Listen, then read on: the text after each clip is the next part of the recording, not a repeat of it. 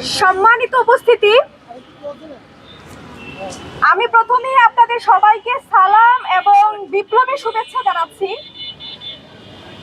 আমরা আজ এই শাহবাগের মঞ্চে দাঁড়িয়েছি আমাদের প্রতি এদেশের ধর্মপ্রীতি ধর্মভীরু নারীদের প্রতি যে নোংরা কটূক্তি করা হয়েছে তার প্রতিবাদে।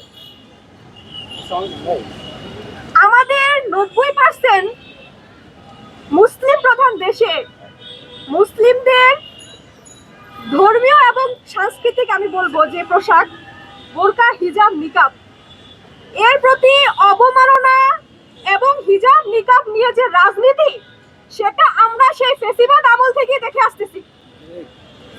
17 বছরের পুরনো ফেসিবাদী এই চর্চা জুলাই গণঅভ্যুত্থানের পরেও কারা করছে সেটা আমরা দেখতেছি।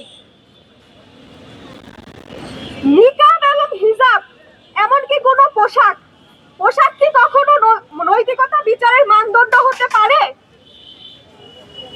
বিএনপির পোস্টেড নেতা বোধহয় সাংস্কৃতিক সংগঠক, নাম হচ্ছে মোশাররফ আহমেদ ঠাকুর।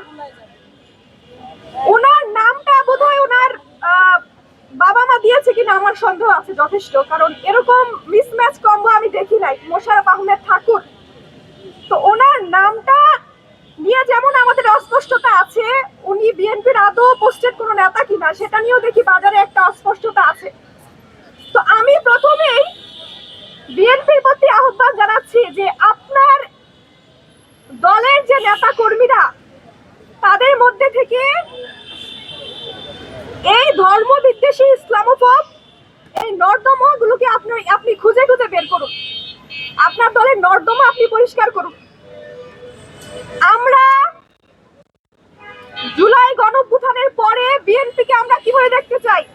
আমরা শহীদ প্রেসিডেন্ট জিয়াউর রহমান এবং বেগম খালেদা জিয়ার বিএনপিকে আমরা দেখতে চাই,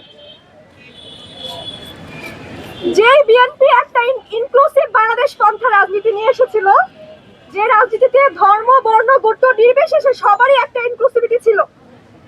ধর্মের কারণে হিজাব নিকাবের কারণে সেখানে কর্নার করা হয় নাই কাউকে। কিন্তু আজকে বিএনপির বিভিন্ন নেতা কর্মী থেকে শুরু করে ছাত্র সংগঠনগুলোর মধ্যে আমরা সেই ফ্যাসিবাদী চর্চা আবার দেখতেছি। প্রতিপক্ষকে ঘায়েল করার কারণে, যেহেতু আমাদের এটা নির্বাচনের মৌসুম এবং অনেকে, আমি আজকে দুঃখ নিয়ে বলতেছি যে কেন আমাকে বিএনপিকে টার্গেট করে বলতে হচ্ছে, কারণ বিএনপি বর্তমানে আমাদের বলা যায় অঘোষিত গভর্নমেন্ট হয়ে গিয়েছেন অলরেডি বলা যায়।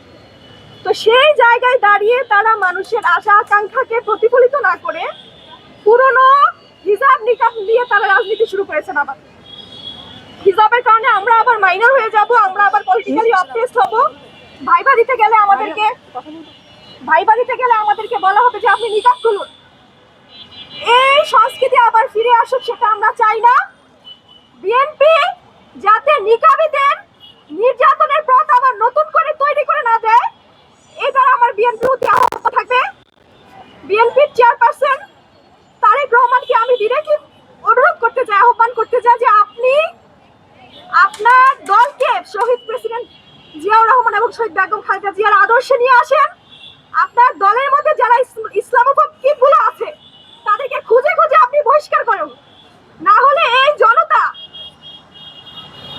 এই ধর্মভীরু ধর্মপ্রীতি জনতা ক্ষমতায় আসার আগে আপনাদের আবার পতনের না ডাক দিয়ে বসে। আমার অনুরোধ, হিজাব নিকাবকে আপনারা হেয় করেন না, আমাদের নারীদের আত্মসম্মান আপনারা হরণ করেন না, আমাদের জীবনকে আর কঠিন করে দিয়েন না আবার আগের মতো। ধন্যবাদ সবাইকে।